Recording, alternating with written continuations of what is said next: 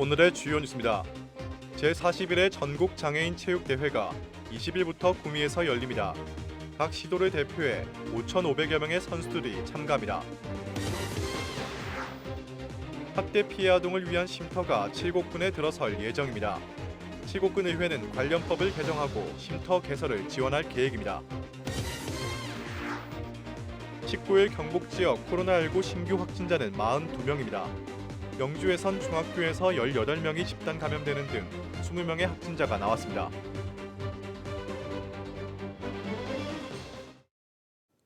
시청자 여러분 안녕하십니까? 뉴스와이드입니다. 제41회 전국 장애인 체육대회가 하루 앞으로 다가왔습니다. 올해 장애인체전도 전국체전과 마찬가지로 무관중 경기로 진행하기로 결정했는데요. 각 시도를 대표해 참가하는 5,500여 명의 선수들이 28개 종목을 두고 실력을 겨룰 예정입니다. 오승훈 기자의 보도입니다. 제41회 전국 장애인 체육대회 개막이 이제 하루 앞으로 다가왔습니다. 올해는 코로나19 확산 방지를 위해 개폐회식과 시범 종목 경기는 모두 취소하고 성화봉송과 성화점화식만 개최하기로 결정했습니다. 또 제102회 전국체전과 마찬가지로 올해 전국 장애인체전도 전부 무관중 경기로 진행할 예정입니다. 특히 장애인체전에 참가하는 모든 선수와 임원진은 코로나19 방역을 위해 사전에 PCR 검사를 받고 음성 판정을 받아야만 경기장에 출입할 수 있습니다. 올해 장애인체전에는 선수 5,500여 명과 임원진 1,900여 명 등 총 7,400여 명의 선수단이 경기를 치르기 위해 경상북도에 방문할 예정입니다. 이번 체육대회는 전국에서 7천여 명의 선수 및 임원들이 참가해서 28개 종목에서 장을 겨루게 되는데요. 우리 구미시에서는 모든 경기장에 대한 준비를 말끔히 다 마쳤고 혹시라도 숙식이라든지 모든 면에서 불편한 점이 없도록 뒷받침을 최선을 다하도록 하겠습니다.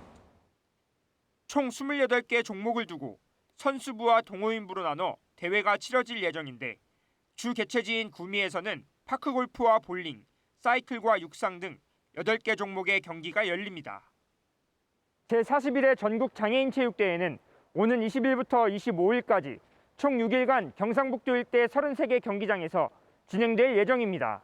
HCN 뉴스 오승훈입니다. 지난해 정인이 사건과 올해 초 구미 3세 여아 사건 등 아동학대 범죄가 끊이지 않자 정부는 여러 대책을 내놨습니다. 대표적으로 가해 부모와 피해 아동을 분리하는 즉각 분리 제도가 시행됐는데요. 피해 아동을 위한 쉼터가 7곳군에 들어설 예정입니다. 전복은 기자입니다.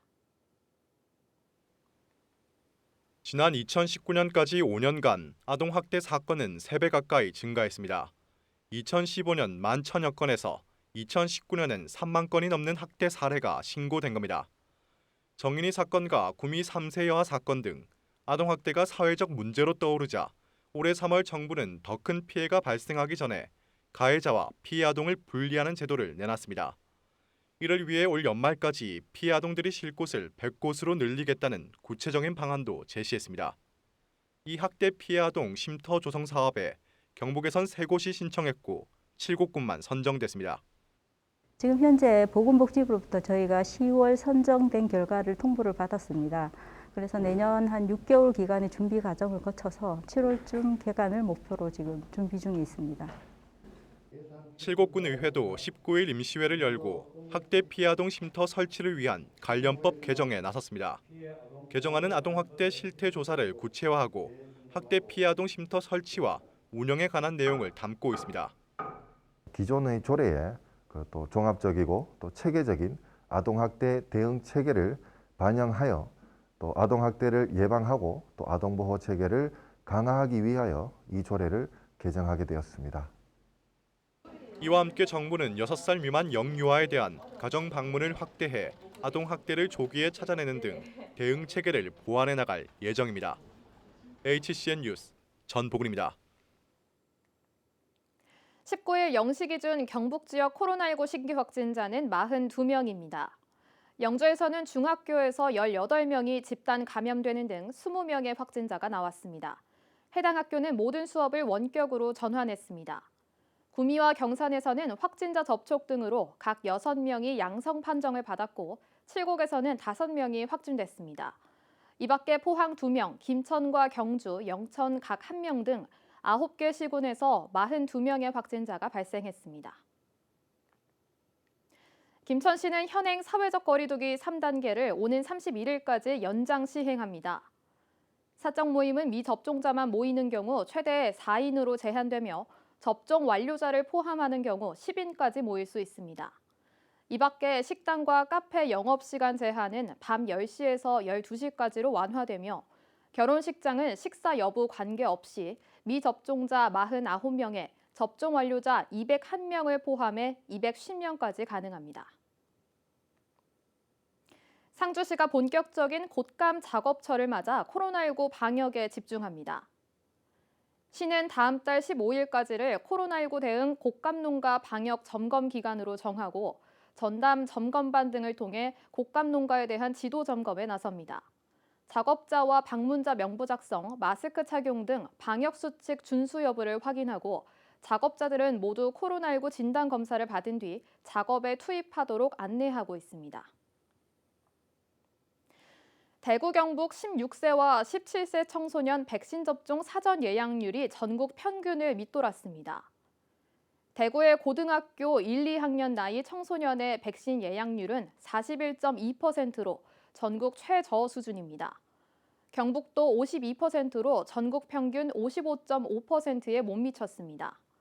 방역당국은 최근 확진자 가운데 학생 비율이 높아지고 있다며 단계적 일상 회복을 위해 백신 접종에 동참해달라고 당부했습니다.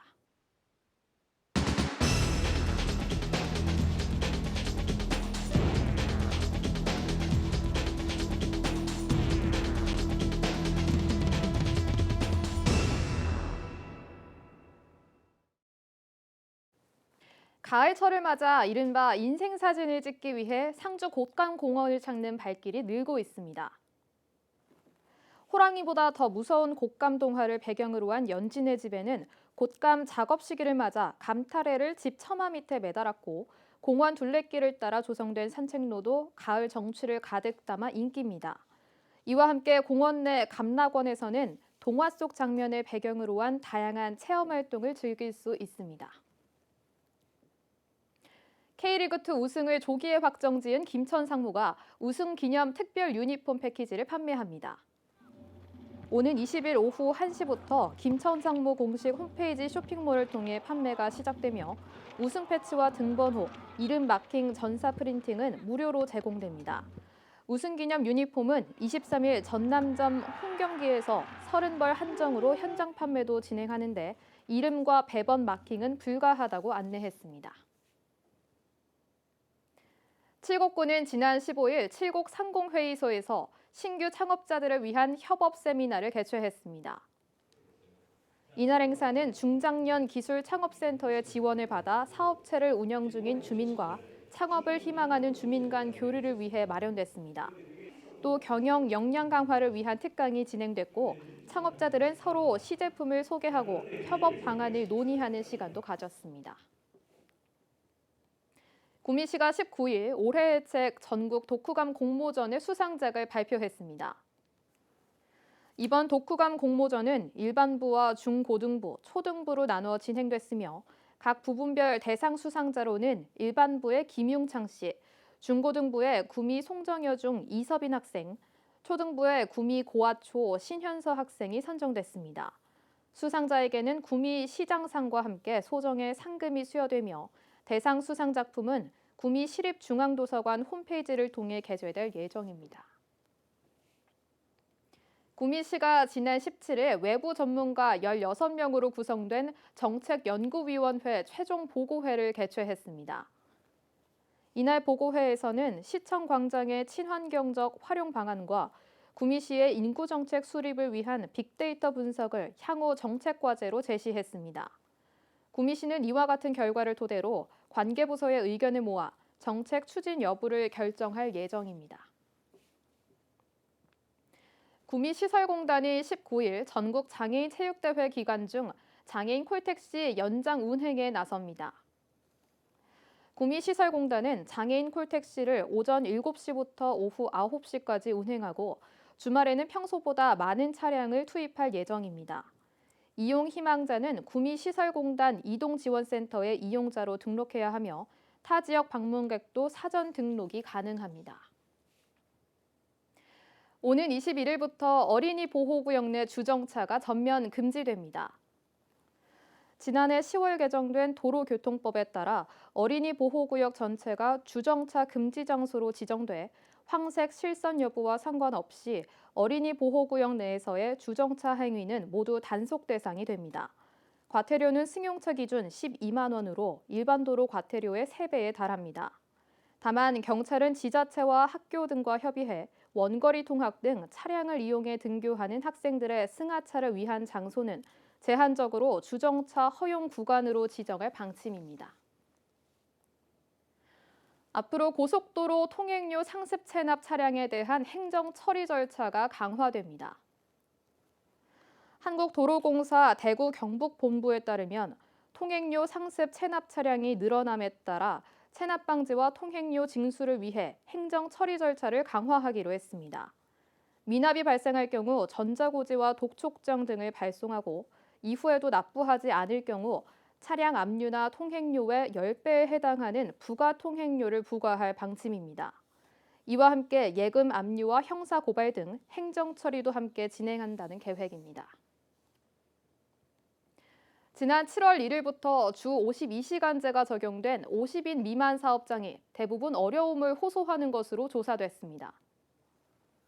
구미상공회의소가 50인 미만 사업장 101개 업체를 대상으로 조사한 자료에 따르면 응답업체 중 61.4%가 인력난에 시달리고 있다고 답변했습니다. 또 인력난을 겪고 있는 이유로는 신규 채용 여력 부족이 38.1%로 가장 많았고 중소기업 근무 기피 현상이 32.1%로 뒤를 이었습니다. 구미 고용노동지청에 바라는 점으로는 특별 연장 근로 허가가 가장 많았고 채용 알선 확대와 탄력 근로제 도입, 노무 컨설팅 등을 꼽았습니다.